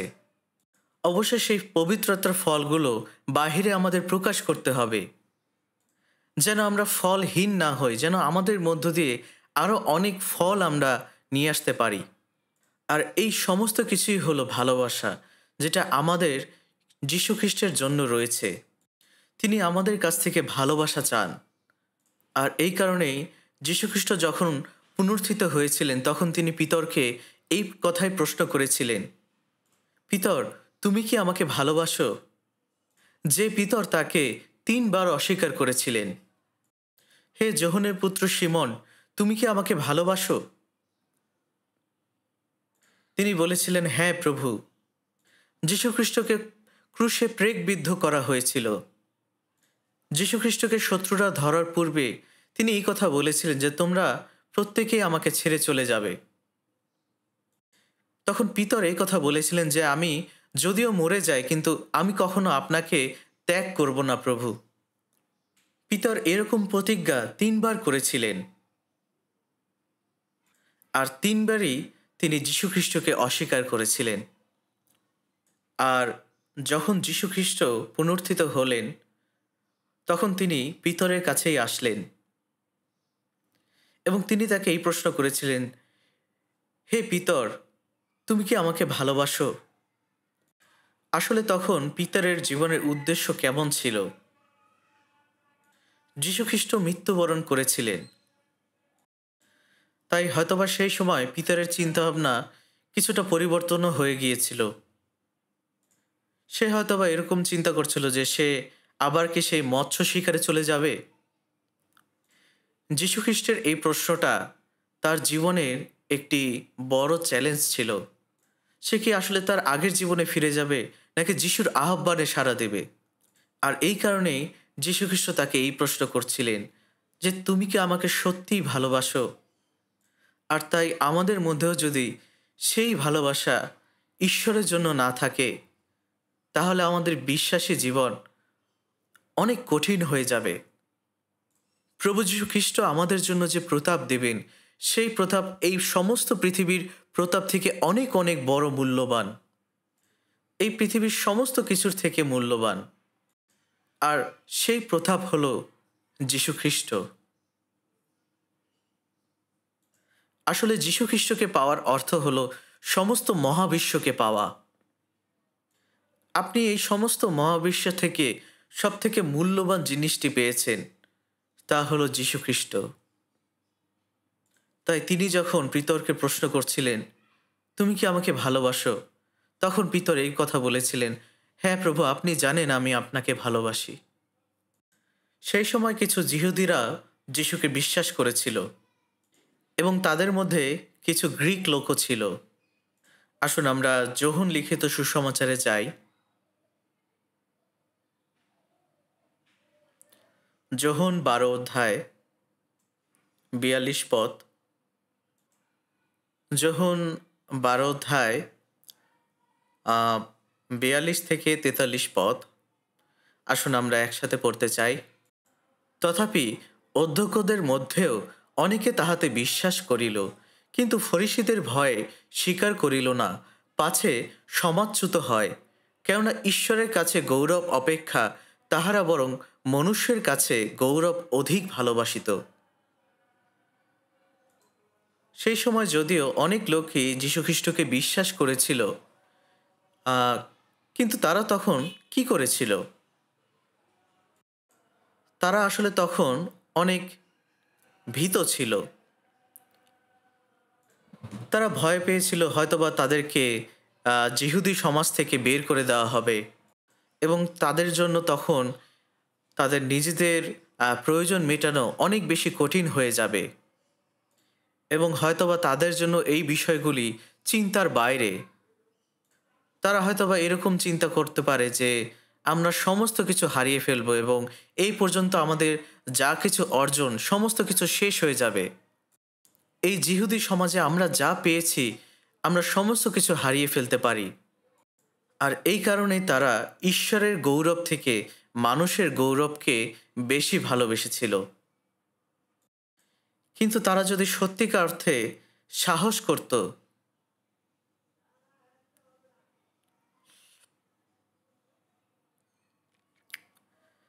তাহলে অবশ্যই এটি প্রকাশ লাভ করত। যদি আমরা সত্যিকার অর্থে প্রভুকে ভালোবাসি, অবশ্যই তাকে প্রকাশ্যে প্রকাশ করতে হবে। ঈশ্বরকে যারা প্রকাশ করে তাদেরকে কি ঈশ্বর কখনো ত্যাগ করবেন? অবশ্যই আমাদের জীবনে অনেক কষ্ট এবং দুঃখ কষ্ট আসবে, কিন্তু কখনো ঈশ্বর আমাদেরকে ছেড়ে যাবেন না। কিন্তু তারপরও আমরা এগুলো করি না। আমরা মানুষের গৌরবকে বেশি মূল্য দেই ঈশ্বরের গৌরব থেকে। আমরাও সেই অধ্যক্ষদের মতন মানুষের গৌরবকে ভালোবাসি। কিন্তু ঈশ্বর আমাদেরকে বলছেন আমরা যদি ঈশ্বরের গৌরব দেই তাহলে আমাদেরকেও তিনি গৌরব দেবেন। আমরা মনোনীত এবং আমাদেরকে অবশ্যই ঈশ্বরের সেই পথে হাঁটতে হবে। আমাদেরকে অবশ্যই ভালোবাসার পথে হাঁটতে হবে। ঈশ্বর কখনো আমাদেরকে ত্যাগ করবেন না। রাজা দাউদ ঈশ্বরের উপরে সবসময় বিশ্বাস রেখেছিলেন। গীতসংহিতা 37 অধ্যায় 25 পদে লেখা আছে, আমি যুবক ছিলাম, এখন বৃদ্ধ হইয়াছি, কিন্তু ধার্মিককে পরিত্যক্ত দেখি নাই, তাহার বংশকে খাদ্য ভিক্ষা করিতে দেখি নাই। আমরা যেন জগতের ধন সম্পদ এবং ক্ষমতার প্রতি ব্যতিব্যস্ত না হই। যীশুখ্রিস্ট বলেছেন, যে নিজের জীবন রক্ষা করতে চায় সে তা হারায়, আর যে নিজের জীবন হারায় সে তা পায়। যে আসলে নিজেকে উচ্চে উঠায় সে ঈশ্বরকে ত্যাগ করছে। তাই ঈশ্বর এই কথা বলছেন, যে নিজের জীবনকে ঘৃণা করছে তার জন্য আমি অনন্ত জীবন রেখে দিয়েছি। তাই অবশ্যই আমাদের নিজেদেরকে নত করতে হবে, নম্র করতে হবে। আর এই অস্বীকার করার অর্থ হলো আমার হৃদয়কে সত্যিকার অর্থে ঈশ্বরের সাথে একাত্ম হওয়া। খ্রিস্টের আত্মা নিয়ে যখন আমরা দৃঢ়তার সাথে পরিস্থিতির মোকাবেলা করব, তখনই আমাদের জন্য রয়েছে সে অনন্ত গৌরব, প্রতাপ এবং অনন্ত জীবন। ঈশ্বর তিনি আপনাকে রক্ষা করবেন। প্রেরিত পৌল এই কথা প্রশ্ন করছিলেন যে আমি মানুষকে খুশি করছি না ঈশ্বরকে খুশি করছি। আমি কি আসলে মানুষকে খুশি করার চেষ্টা করব, তাদেরকে আনন্দ দেওয়ার চেষ্টা করব? যদি কেউ মানুষকে আনন্দ দেওয়া, মানুষকে খুশি করার চেষ্টা করে, তাহলে সে খ্রিস্টের দাস নয়। যদি আমরা নিজেদেরকে খ্রিস্টের দাস হিসাবে দাবি করি, তাহলে অন্যরাও যেন এমনিভাবে আমাদেরকে মনে করে যে আমরা খ্রিস্টের এবং আমরা খ্রিস্টের দাস। তাই আমরা যেন কখনো মানুষকে সন্তুষ্ট করার চেষ্টা না করি। যীশুখ্রিস্ট সিমন পিতরকে এই প্রশ্ন করেছিলেন যে তুমি কি এই সমস্ত কিছু থেকে আমাকে ভালোবাসো? তুমি কি আমাকে ভালোবাসো? হ্যাঁ প্রভু, আমি তোমাকে ভালোবাসি। তুমি তো জানো আমি তোমাকেই ভালোবাসি। আর একইভাবে আমরাও প্রভুকে বলছি যে আমরাও প্রভুকে ভালোবাসি। আর তাই আমরা এই মণ্ডলীতে আমাদের নিজেদের অর্থ, নিজেদের সময় দিচ্ছি, সমস্ত কিছু করার চেষ্টা করছি। যখন আমরা বলি প্রভুকে ভালোবাসি, এর অর্থ হলো নিজের সমস্ত কিছুকে প্রভুর কাছে দেওয়া। আমি প্রভুকে ভালোবাসি কারণ আমি সেই প্রভুকে ভালোবাসি যিনি আমার মধ্যে আছেন। হয়তোবা আমরা কখনো কখনো আমাদের জীবন পর্যন্ত দিতে চাই এই সমস্ত কিছু পাওয়ার জন্য। হ্যাঁ, এটা হয়তোবা কখনো কখনো সত্যি। যদিও আমাদের জন্য হয়তোবা এটা অনেক কষ্টের, অনেক বেশি চ্যালেঞ্জের, তারপরও আমরা এটা করতে চাই। আমরা সমস্ত কষ্ট এবং চ্যালেঞ্জের মধ্য দিয়েও ঈশ্বরের সেবা করতে চাই। আমাদের প্রিয় ভাই এবং বোনেরা, আমরা যারা প্রত্যেকে আমাদের নিজেদের অবস্থানে রয়েছি, আমরা যেন আমাদের সেই সময়গুলো ঈশ্বরকে দেই। আর সেই দশমাংশ এবং উপহারও দিতে চাই। কারণ আমরা আমাদের প্রভুকে ভালোবাসি এবং এটাই হলো খ্রিস্টের শিষ্য হওয়ার পথ। আর এটাই হলো সত্যিকারের খ্রিস্টীয় জীবন। এবং আরেকটি বিষয় ঈশ্বর আমাদের কাছে চান।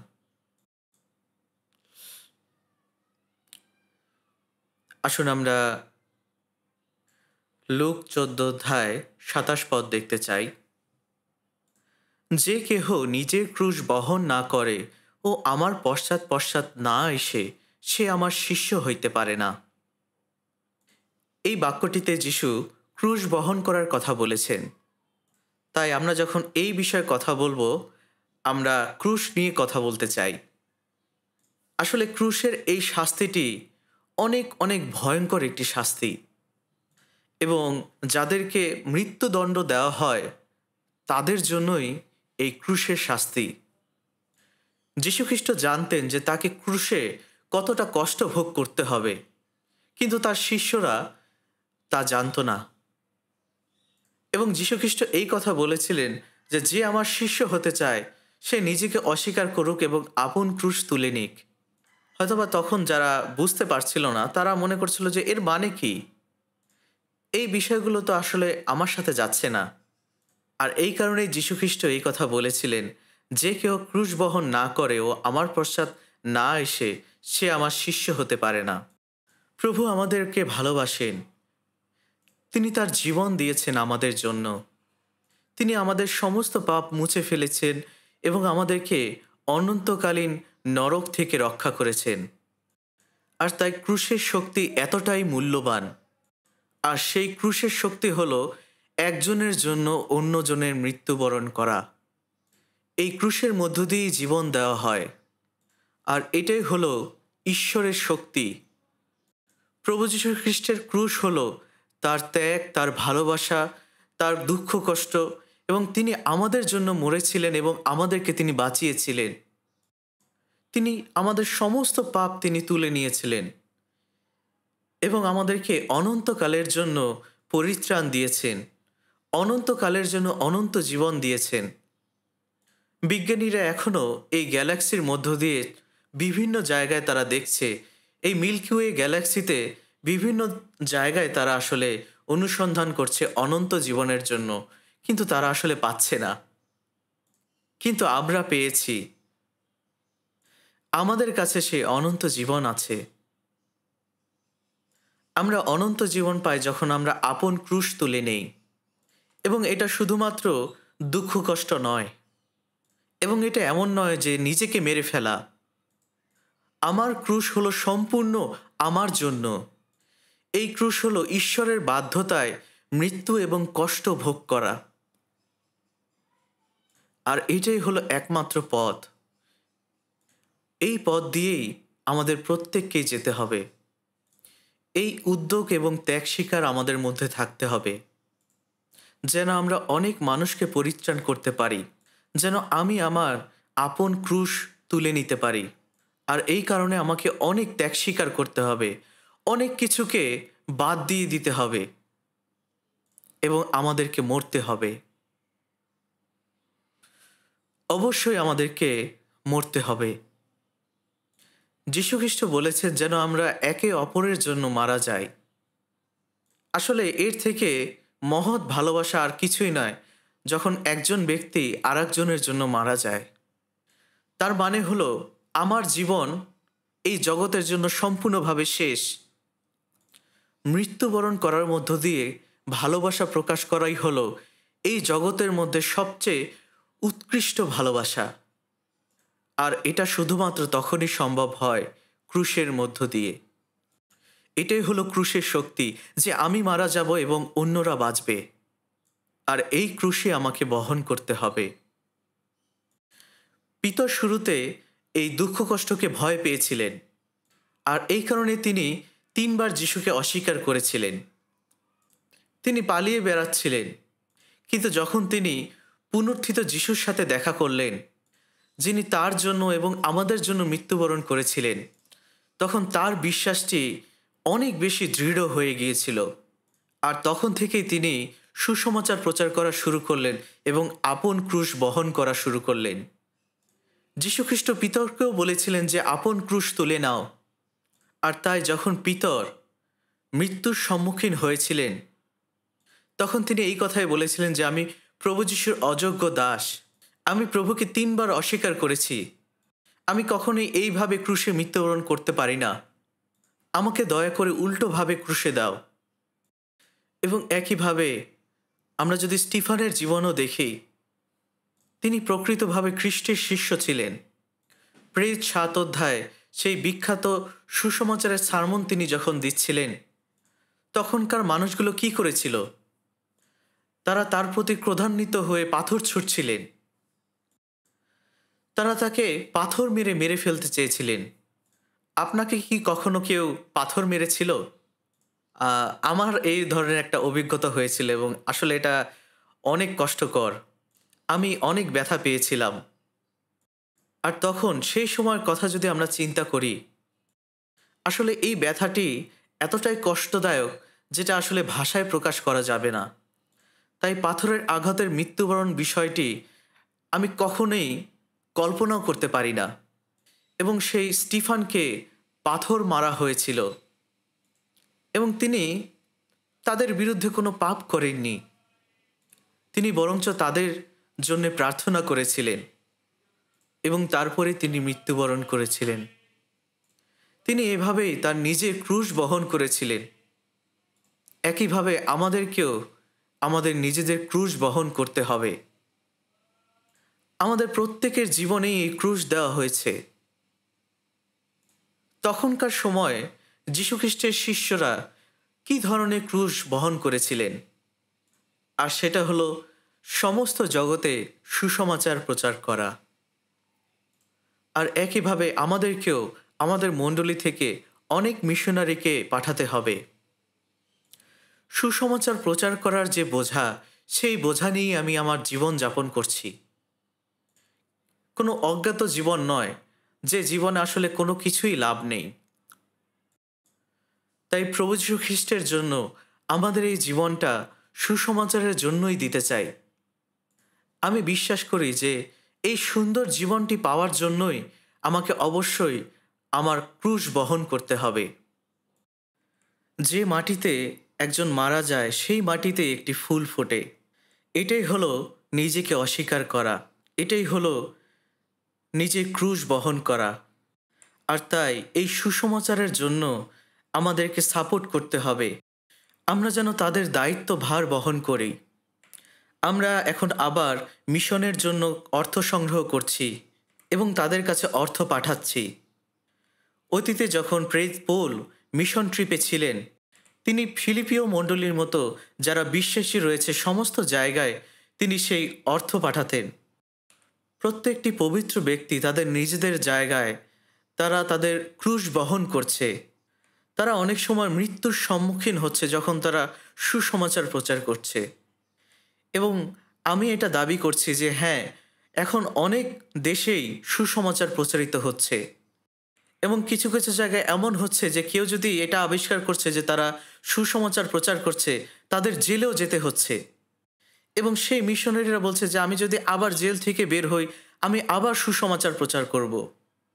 কিছুদিন আগে আমি এই ধরনের পাস্টরদের সাথেই দেখা করেছিলাম এবং তিনি এই কথা বলছিলেন যে এই দেশের জন্য, এই জাতির জন্য আমি এই ক্রুশ বহন করতে চাই।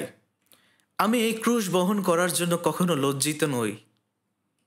আমাদের সাথে এমনভাবেই ব্যবহার করা হয় যেন আমরা কিছুই না, এবং আমাদেরকে অনেক অত্যাচার করা হয়। আর এভাবেই তারা নীরবে নিভৃতে তাদের নিজেদের ক্রুশের ভার বহন করছে। ঠিক যেমনটা একটি মেষ হত হওয়ার জন্য, বলি হওয়ার জন্য নম্র হয়ে থাকে, যীশুখ্রিস্ট একই রকম হৃদয় তিনি আমাদের জন্য দেখিয়েছিলেন। এবং আমিও খ্রিস্টকে অনুসরণ করছি এবং তার সুসমাচার প্রচার করছি। তাই এই পৃথিবীতে যারা আমরা জন্মগ্রহণ করেছি, আমাদের প্রত্যেকেই নিজেদের ক্রুশ বহন করতে হবে। যীশুখ্রিস্ট এই পৃথিবীতে জন্মগ্রহণ করেছিলেন এবং তিনিও ক্রুশ বহন করেছিলেন। আর ঠিক এমনিভাবে আমাদেরকেও আমাদের নিজেদের ক্রুশ বহন করতে হবে। আমাদের পাপের জন্য এই ক্রুশটি আমাদের হৃদয়ে উদিত হয়েছে। যে জায়গাটিতে আমি মারা যাব অন্য আত্মাগুলোকে বাঁচাবার জন্য, সেটাই হলো আমার ক্রুশ। যে জায়গায় আমি মারা যাব অন্যের বিশ্বাসের জন্য, সেটাই হলো আমার ক্রুশ। যীশুখ্রিস্ট আমাদের সমস্ত পাপ এবং অপরাধ তিনি তার নিজের ঘাড়ে তুলে নিয়েছিলেন, যেন আমরা সেই অপরাধে বিচারিত না হই। আর এই কারণেই তিনি ক্রুশে জীবন দান করেছিলেন।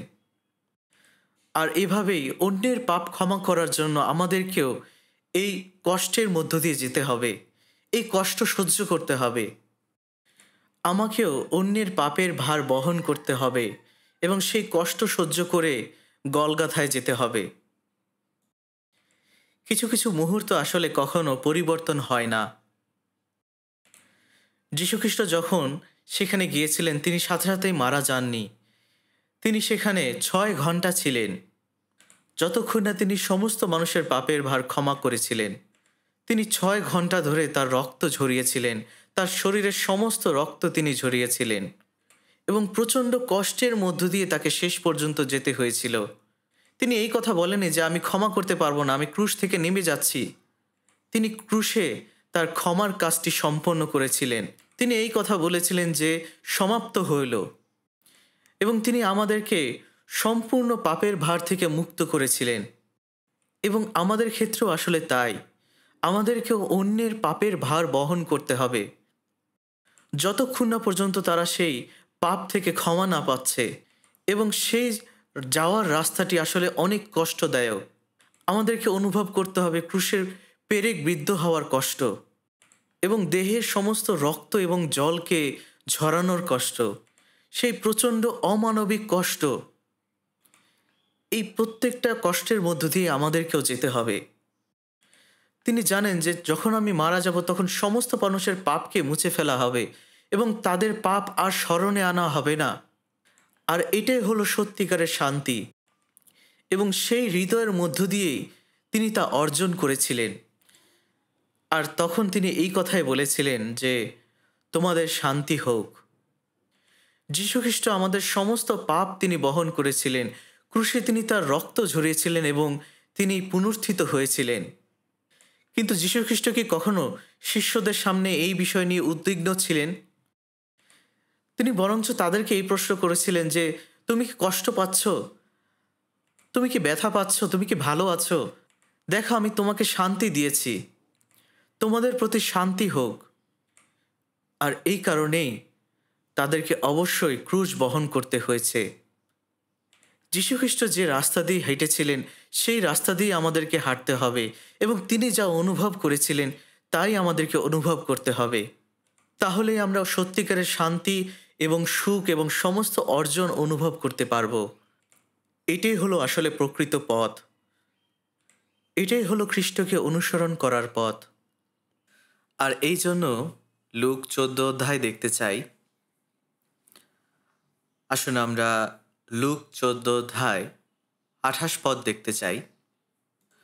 বাস্তবিক দুর্গ নির্মাণ করিতে ইচ্ছা হইলে তোমাদের মধ্যে কে অগ্রে বসিয়া ব্যয় হিসাব করিয়া না দেখিবে, সমাপ্ত করিবার সঙ্গতি তাহার আছে কিনা?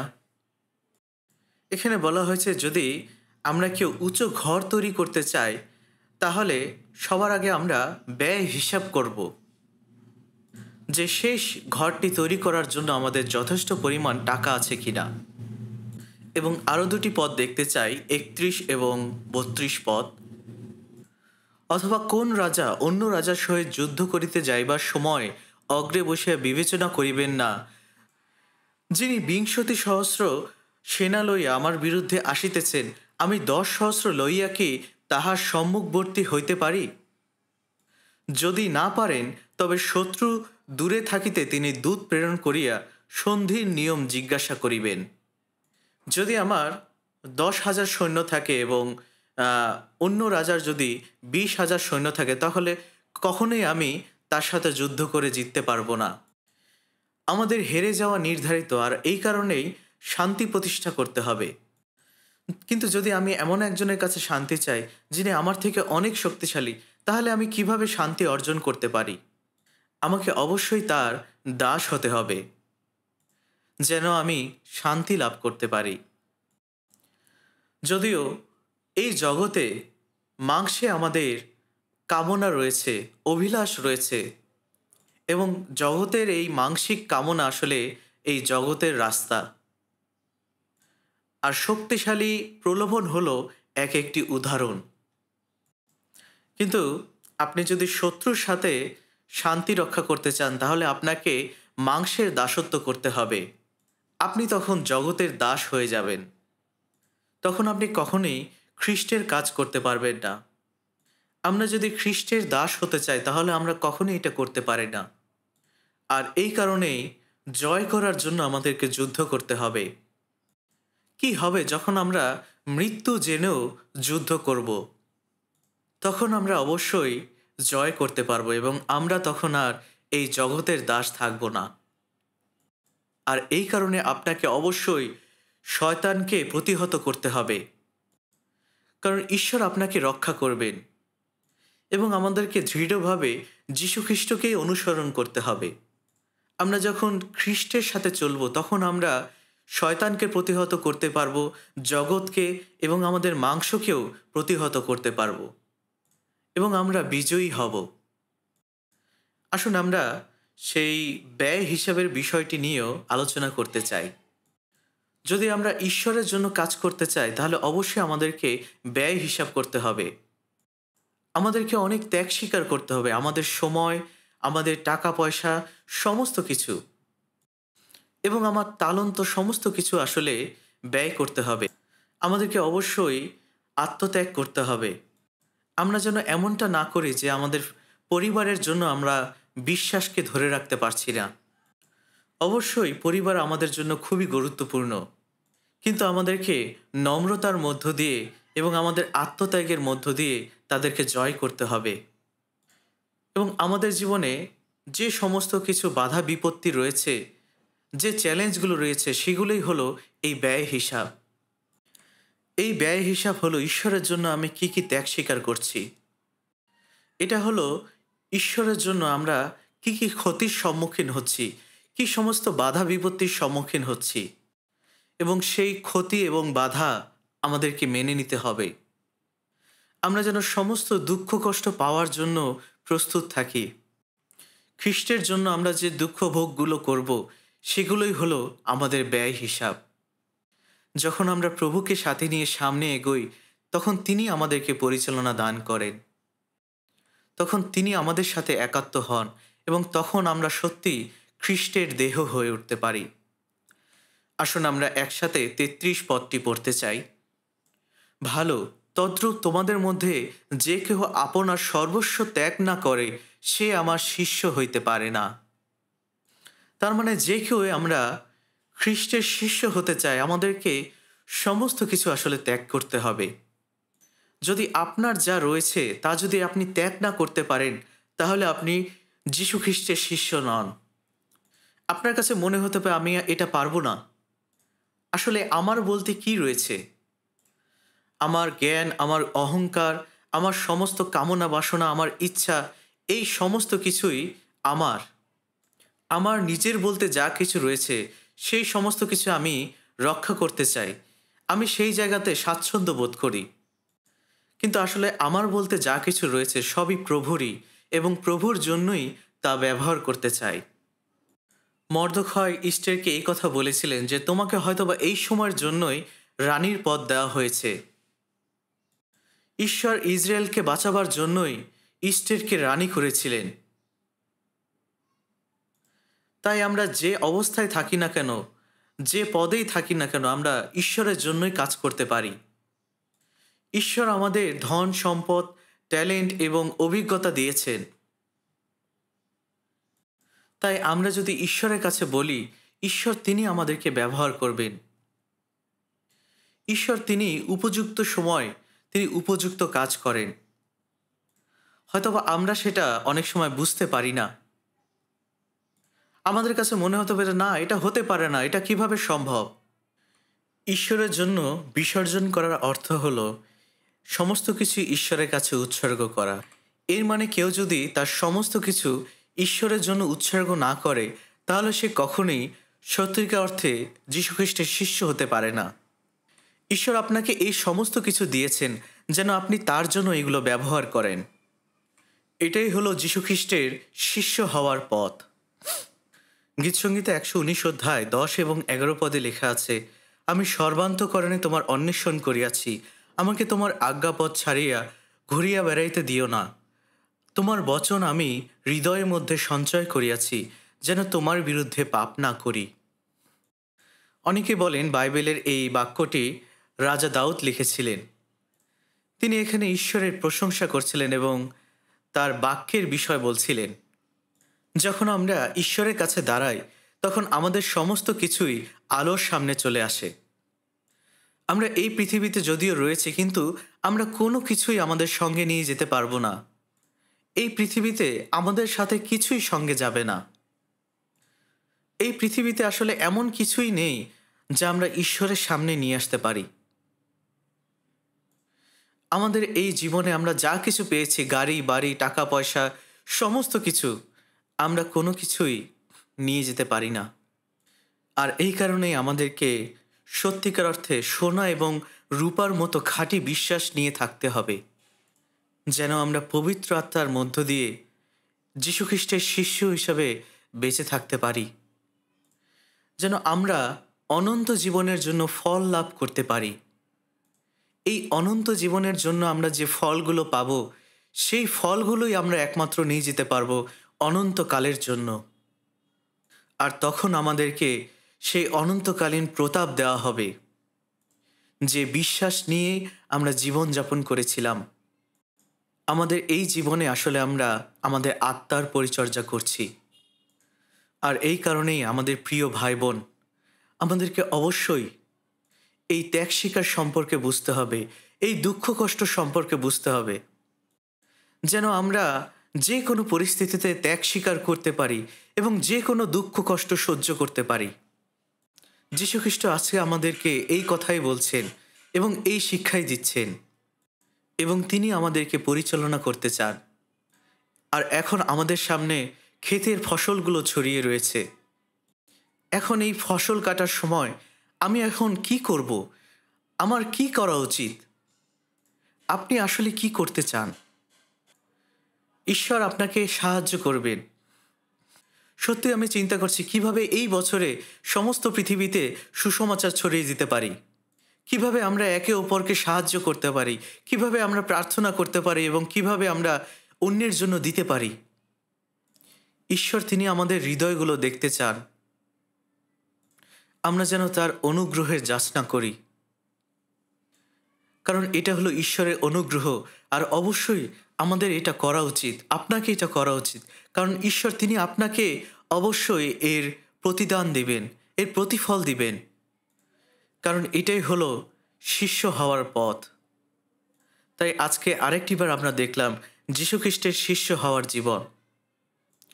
আসুন আমরা প্রার্থনা করি।